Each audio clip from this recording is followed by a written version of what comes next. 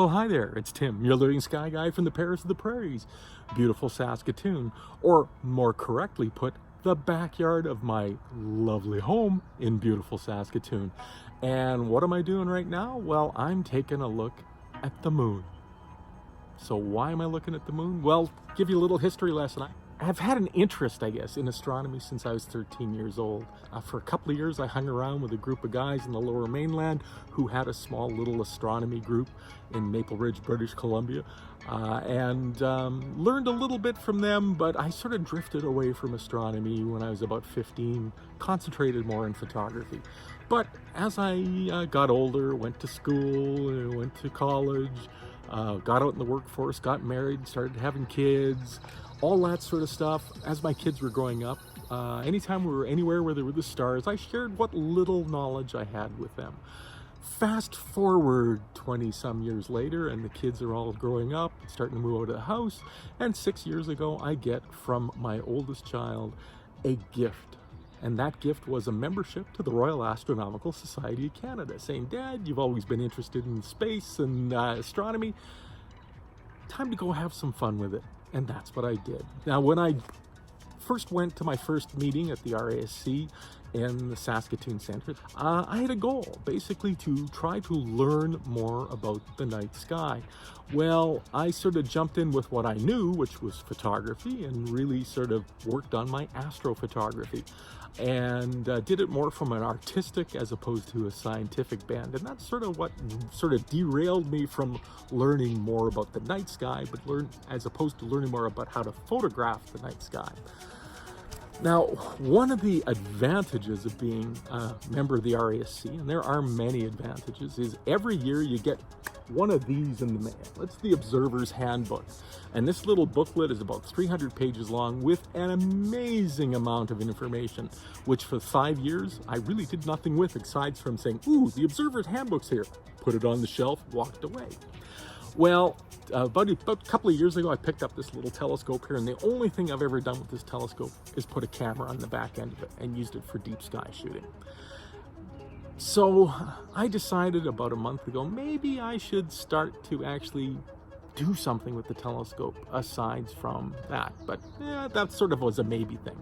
Well, fast forward to a few days ago, and beautiful clear skies, lovely warm weather, but what's out there? A moon, which astrophotographers, unless they like photographing the moon, really don't like the moon because it washes out the stars. So basically, if God gives you lemons, make lemonade. So what's lemonade? I don't want to photograph the moon, but maybe I'll put an eyepiece in the back end and view the moon. Well, one of the things that the RASC has are programs where you can do certificates, and I'm working on what's known as an Observe the Moon certificate. Now, in the very center of the book here, not exactly very center, but very near the center, there are a couple of maps of the moon, one kind of photorealistic, one more like a road map type thing.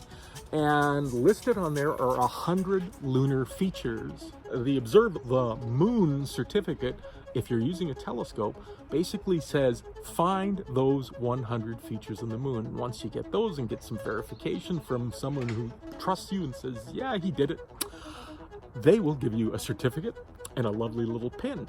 Hey, what does that remind you of? When my kids were in Scouts, what did they do? They earned badges. Well, hey, I can be an old man of 58 years old and earn badges too through the RASC. Now, if you go to rasc.ca, you'll see lots of information about the Royal Astronomical Society. There are 29 centers across Canada. Just about every major city's got one. By becoming an RASC member, it's a great way to learn about the night sky from enthusiastic people and earn badges. Yes, you get to earn badges. So anyways, that's what I'm doing right now, is working on my Observe the Moon certificate. I'm figuring it's going to take me about a month to complete it because I have to see the moon at different stages of lighting so that you can see the nuances of things like the craters, the valleys, the mountains, that sort of stuff. They're not all going to show up in one night. So this is a project that's going to take me about a month. And I'm having fun. It's invigorating. It's a great way to enjoy the night sky. If you've got kids or a spouse or a partner who's interested in it as well, it's a great activity to do together. And you can do it with binoculars, you can do do with a telescope. If you're doing it with binoculars, you only have to find 50 of the features, but a telescope, you need the full 100. All I would say is take a look at rasc.ca, take a look at the site, take a look at the programs. If it's something you'd be interested in, join. They're a great bunch of people. There's 5,000 of us across the country, and I would love to see you become one of them. So I'm going back to the moon. Good night and clear skies. If you want to continue on this voyage of discovery with me, please click on the subscribe button. And you can also follow my personal exploits on YouTube, Instagram, Twitter, and Facebook. Just search for Living Sky Guy. Clear skies, everyone.